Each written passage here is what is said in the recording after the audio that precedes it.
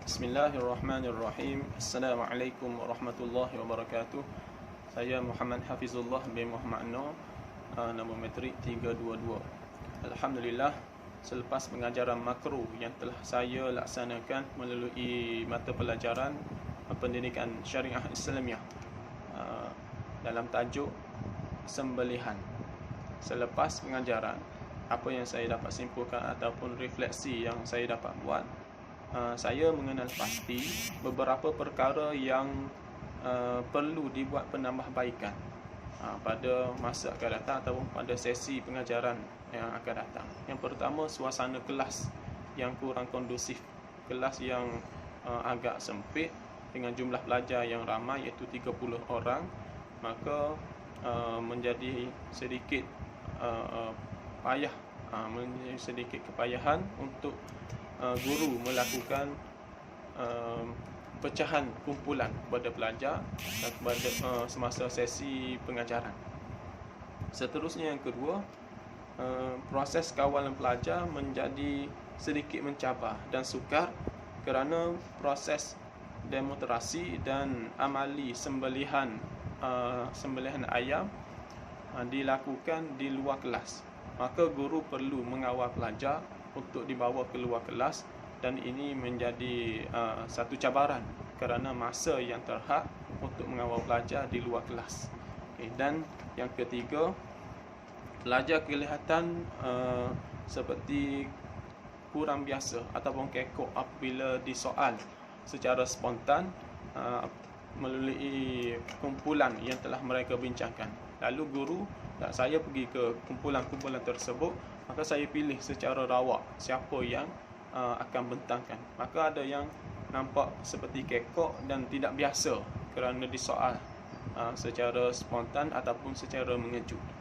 Jadi itu yang saya perasan daripada proses pengajaran makro yang telah saya laksanakan pada tempoh hari. Jadi pada sudut yang lain, saya melihat ada kebaikan, ada penambahbaikan dan perubahan kepada pelajar ketika proses PDPC, iaitu saya melihat pelajar bersemangat ingin belajar apabila kita menggunakan BBM, teknologi terkini. Sebagaimana guru ataupun saya telah menggunakan slide PowerPoint untuk menjelaskan isi-isi daripada tajuk sembelihan. Kemudian saya juga menggunakan video sembelihan yang salah di sisi syarak. Kemudian mereka lihat dengan teliti, mereka lihat dengan tekun untuk menyatakan apa kesalahan dan apakah yang perlu diperbetulkan. Jadi di situ kita tengok pelajar dapat fokus dan memberi perhatian yang terbaik kerana kita menggunakan teknologi yang ada, BBM yang ada, untuk menarik perhatian pelajar. Dan juga ketika sesi set induksi, saya membawa bahan mawjud, iaitu pisau, yang menyebabkan pelajar ni rasa teruja apabila kita bawa bahan yang real, yang nyata, iaitu alat sembelihan dan juga binatang sembelihan, ayam, dan kita bawa kepada pelajar dan lihat bagaimana mereka akan melaksanakan sembelihan tersebut dan ditunjuk ajar oleh guru. Kemudian pelajar sendiri yang akan buat penyembelihan tersebut.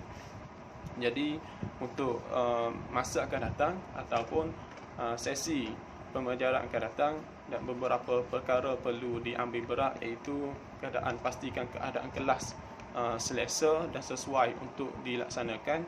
Kemudian jarak yang tidak jauh di antara kelas dengan tempat untuk dilakukan praktikal ataupun demonstrasi, supaya masa pergerakan tidak diambil terlalu lama. Jadi disitulah beberapa perkara yang saya dapat refleksi selepas pengajaran makro yang telah saya laksanakan. Alhamdulillah, semuanya secara keseluruhan semuanya berjalan dengan baik, dan respon pelajar pun ada yang baik apabila ditanya pada akhir pembelajaran, mereka bersemangat dan dapat menjawab soalan-soalan yang diajukan berkaitan dengan sembelihan, dan nampak pada respon pelajar keyakinan menjawab soalan-soalan tersebut, tambah selepas mereka melakukan sembelihan itu sendiri dan melihat sendiri, dan kebanyakannya dan melihat sendiri bagaimana proses sembelihan itu berlaku. Jadi itu sahaja, wallahu alam. Assalamualaikum warahmatullahi wabarakatuh.